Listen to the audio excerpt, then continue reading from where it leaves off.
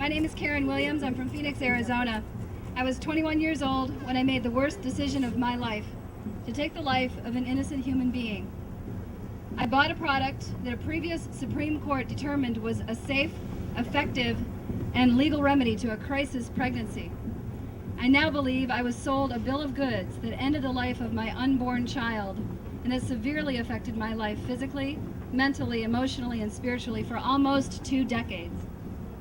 I was a junior at Michigan State University when I visited WomanCare Planned Parenthood in 1987.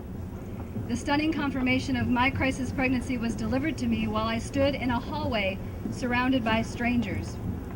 Life as I knew it had just changed for the worse.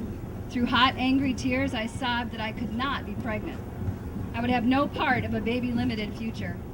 I was in a disconnected panic. Confused and alone, I turned to Planned Parenthood. Its catchy name appealed to some strange sense of logic in me. Okay, I shall plan my parenthood. They care for women there. That's what I thought. Abortion was not the ideal, but it was a solution. An easy way out that could be kept a secret. A choice. It all sounded too good to be true. A very attractive clinic employee clad in business attire assured me that I need not feel afraid or guilty for choosing the product of abortion.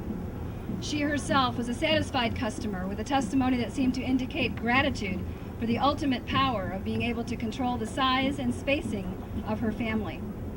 This was my final edification. Even though my boyfriend agreed to marry me, I would make the final, fatal decision for our baby. I chose my body, my plan, and my convenience over his life. I bought an abortion, and I was never made aware of all of the small print. So on a bleak January day 25 years ago, I was given a small pill and told to relax. 15 minutes later, my tiny 10-week-old son, his small frame caught on ultrasound only weeks ago, was now a red liquid sitting in a plastic container at the doctor's feet. I am reminded often that abortion is still good for women, that it is a solution to the problem of a crisis pregnancy, that it prevents us from being punished with unwanted children. Let me tell you that this is a bold-faced lie. I was duped. The sights, sounds, and smells of that day still haunt me, 25 years later.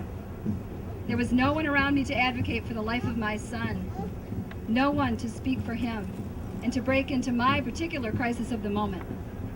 The choice didn't really feel like a choice at all. I wasn't choosing between Cheerios or Frosted Flakes.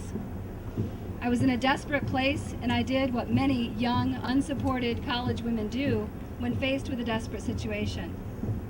I purchased an irrational, illogical, and fatal procedure called abortion, and my child paid for this with his life.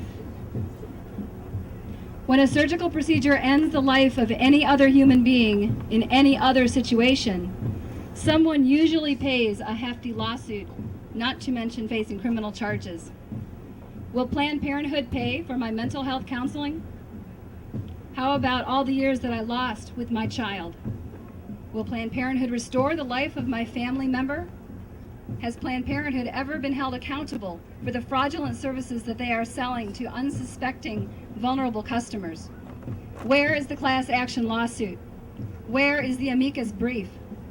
Where was the Supreme Court in protecting Michael's rights? The years following my abortion included inexplicable depression, alcoholism, addiction, and other things. They can all easily be traced back to the death of my child at a Planned Parenthood abortion clinic.